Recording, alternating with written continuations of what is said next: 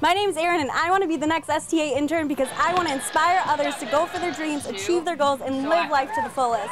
And that's how I live my life. I was born legally blind. I had no idea what anything truly looked like, but once I was told the world didn't really appear to me the way it was, I knew that had to change. Even though I was only 6, I realized this world had so much more to offer than what meets the eye. From that day, I decided I wanted to be an inspiration to others, and seeing what I was missing out on became my new priority. I started eye therapy and decided I was going to make television to show people what life is all about. My doctors didn't think my goal was possible, but little did they know determination was all I needed.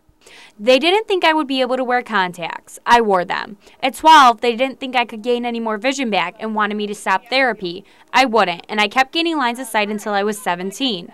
They said I would never be able to have LASIK. I was 19 when I had the operation. My parents were overprotective because of these obstacles. They would tell me to not get upset if I wasn't the best. But I've realized it's not okay to settle. I know that if I put my mind to it, I can do it. I wanted to study abroad in Korea because my professors told me that Dong-a is one of the best schools for my major.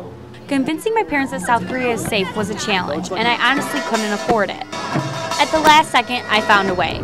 I went not knowing anyone and not speaking one word of Korean. By the time I left, I made many friends, could speak the language, and was teaching English. Many challenges have discouraged me to the point where I almost gave up. At times, I forced myself to keep going. To get through it, I just kept telling myself, life's too short to accept failure. A week before the presidential inauguration, my news director called me up and asked if I would drop everything and drive to DC to get footage. But she didn't have any media passes for anything. That obstacle didn't discourage me. I was ecstatic for the opportunity. Even though the entire trip was a challenge, it was all worth it. There was so much unity and inspiration. I could see people changing before my eyes.